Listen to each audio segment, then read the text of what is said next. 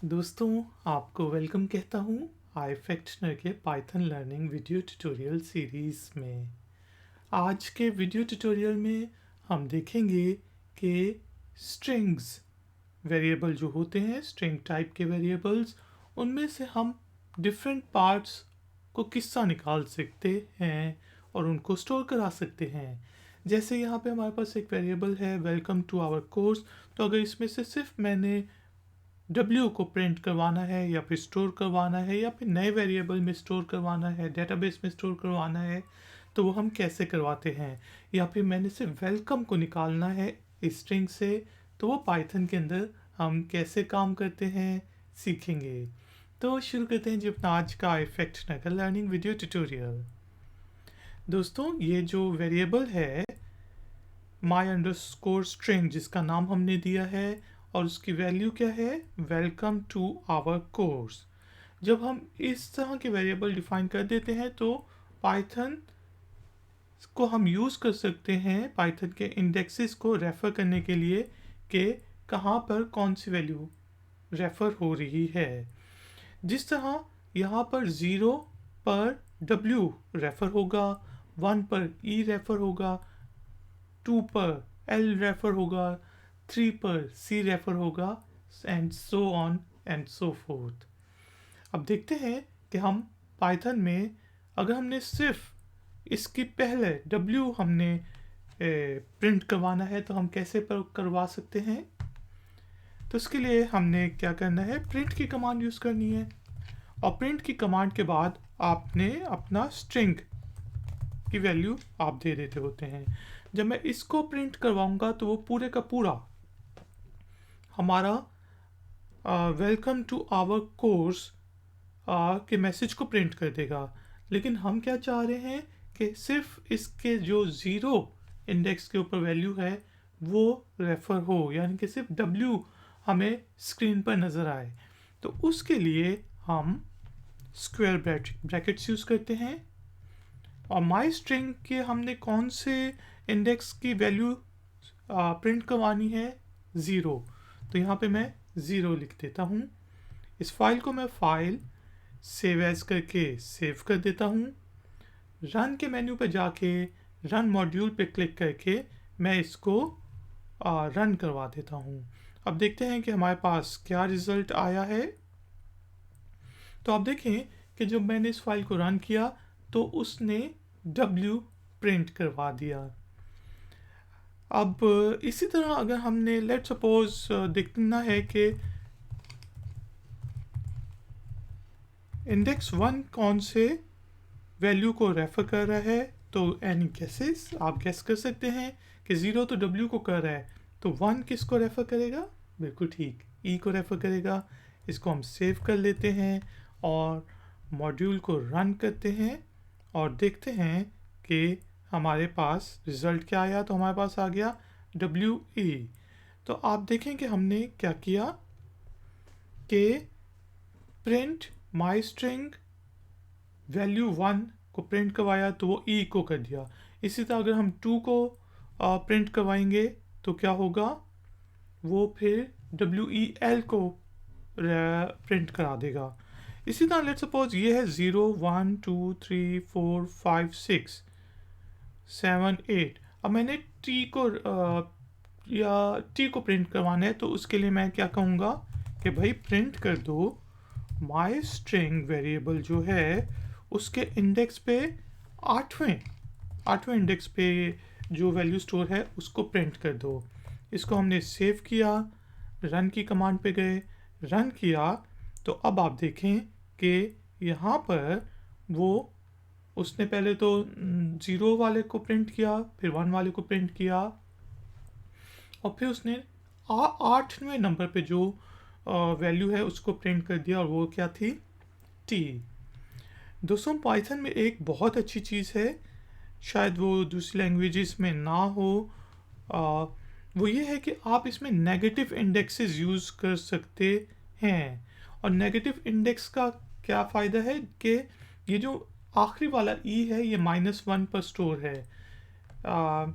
Refer कर रहा है इंडेक्स इस वैल्यू को।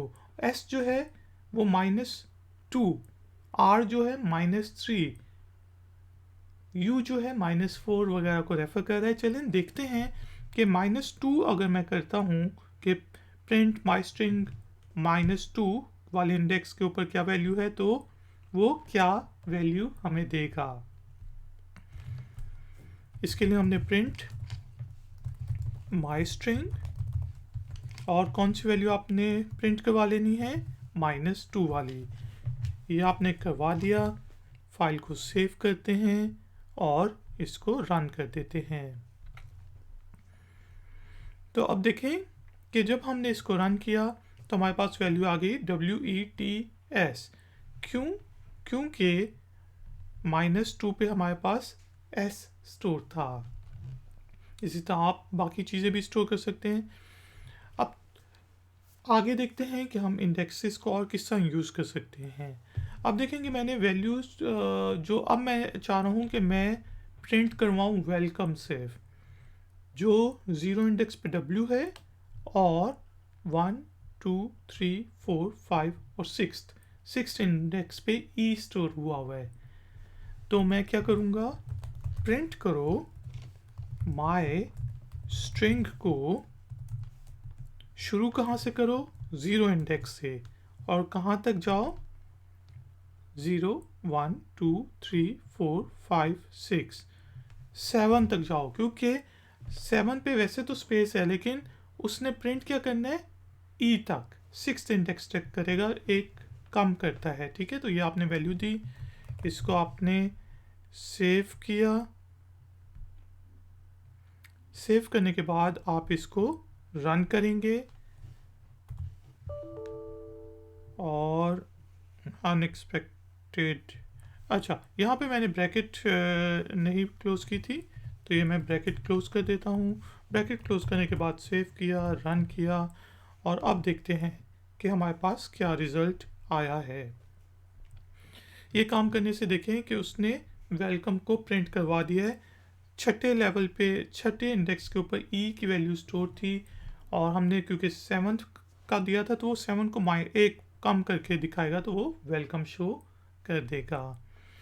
इसी तरह दोस्तों, अगर हमने लास्ट वर्ड जो है सिर्फ वो प्रिंट करना है कोर्स, तो अब कोर्स को प्रिंट करने के लिए हमारे पास दो वैल्यूज़ हो सकते हैं कि या तो हम यहाँ से शुरू करें 0 1 2 3 4 5 6 7 8 9 10 11 12 13 14 15 से शुरू करें, या फिर हम -1 से शुरू करके बैकवर्ड्स उसको प्रिंट करवा दें। तो ये -1 पे ई स्टोर है, -2 पे एस, -3 पे आर, -4 -5 -6 और -7। तो इसको हम कहेंगे कि भाई अब तुमने क्या प्रिंट करना है, माई स्ट्रिंग प्रिंट करना है।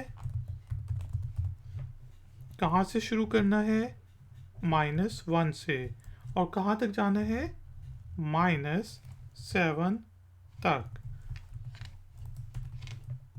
और इसको हम सेव कर देते हैं और रन करवाते हैं। रन करवा के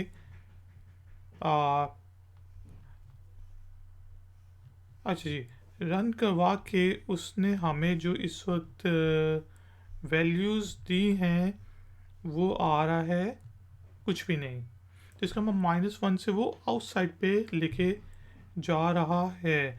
तो इसको हम इस तरह प्रिंट करवा देते हैं।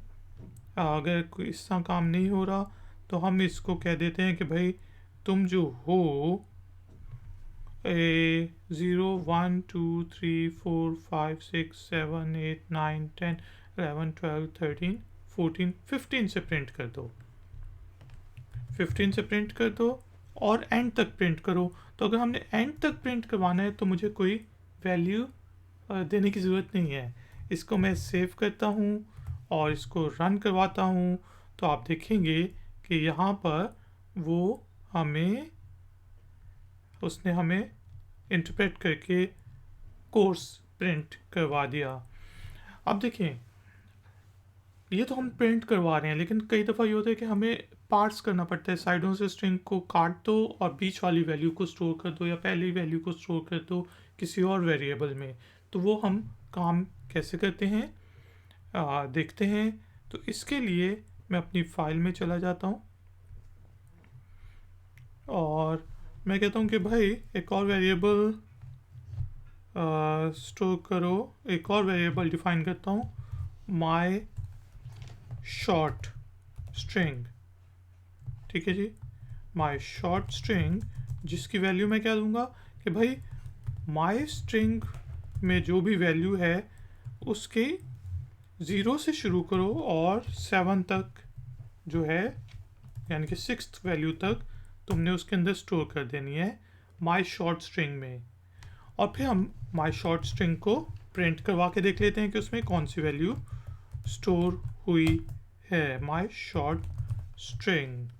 और ये मैंने वैल्यू सेव की, अपने फाइल को सेव किया, इसको मैंने रन किया और एक उसने मुझको एरर दे दी है। तो उसमें यह है कि ये देखें यहाँ पे मैंने माई अंडरस्कोर स्ट्रिंग लिखना था, मैंने स्ट्रिंग की का नाम गलत लिख दिया था। इसको मैंने सेव किया, इसको और फिर मैंने रन करवाया। तो क्या हुआ कि हमारे पास अब एक और वेरिएबल डिफाइन हो गया और उसके अंदर वेलकम की वैल्यू भी स्टोर हो गई है माई शॉर्ट स्ट्रिंग की। और जब हमने उसको प्रिंट करवाया तो उसने उसकी वैल्यू से वेलकम दे दी। तो इससे आप एक बड़े स्ट्रिंग में से छोटे वैल्यूज़ निकाल के स्टोर कर सकते हैं। इंडेक्सेस को थोड़ा सा और भी डिटेल में देख लेते हैं और चेक करते हैं कि बाकी। अच्छा, अब देखें मैं यहाँ पे लिखता हूँ कि भाई प्रिंट करो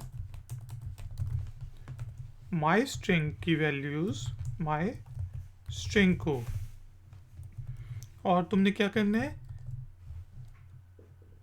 अगर मैं इस तरह कहता हूँ कि भाई ये तुमने प्रिंट करना है, तो इसका मतलब ये है कि 0 से तुमने शुरू करना है और आखिर तक जाना है, यानी कि ये सिर्फ माई स्ट्रिंग को ही प्रिंट करेगा। चेक कर लेते हैं, ऑल्ट F सेव करके इसको मैंने रन किया और रन करने के बाद जब हमने इसको इंटरप्रेट हो गया तो ये देखें कि वेलकम टू आवर कोर्स उसने पूरा का पूरा प्रिंट कर दिया। कुछ और एग्जांपल्स लेते हैं। जैसे हम चाहते हैं कि अगर मैं इस तरह लिखता हूँ प्रिंट माई स्ट्रिंग और 0 से शुरू करो, और मैं अगर इस तरह लिख देता हूँ तो ये क्या करेगा भाई, 0 से शुरू करेगा और एंड तक ले जाएगा। तो ये वेलकम टू आवर कोर्स को फुल प्रिंट कर देगा। अब लेट सपोज मैं कहता हूँ कि प्रिंट करो क्या माई स्ट्रिंग को कहाँ से शुरू करना है, तुमने 1 से शुरू करना है और -1 तक जाना है। तो अब देखते हैं कि ये क्या प्रिंट करेगा। ज़रा आप सोचें, यहाँ पे वीडियो को पॉज करके आप वैसे खुद ही सोचें कि अगर हम 1 से शुरू कर रहे हैं और -1 तक लेके जा रहे हैं तो वो क्या प्रिंट करेगा जी। तो अगर आपने सोच लिया है तो हम देखते हैं कि वो हमें क्या प्रिंट करके देगा। इसको हम रन करवाते हैं। रन करवाने के बाद हम देखते हैं कि अब उसने हमें क्या प्रिंट करके दिया। तो उसने क्या किया कि 1 से शुरू किया, यानी कि E से शुरू किया, W0 इंडेक्स पे है, और उसने -1 तक लेके गया, लेकिन -1 को प्रिंट नहीं करेगा, E को प्रिंट नहीं करेगा, तो उसने सिर्फ S तक हमें प्रिंट करके दे दिया। तो दोस्तों इस तरह हम इंडेक्सेस को यूज़ करते हैं स्ट्रिंग के डिफरेंट पार्ट्स को निकालने के लिए, प्रिंट करवाने के लिए, फिर बाद में डेटाबेसेस वगैरह में स्टोर कराने के लिए, वगैरह वगैरह। उम्मीद है आपको ये वीडियो ट्यूटोरियल पसंद आई होगी। लाइक का बटन ज़रूर प्रेस करें, वीडियो को शेयर करें। मैं हूँ आई फैक्ट, मिलता हूँ आपसे नेक्स्ट वीडियो ट्यूटोरियल में।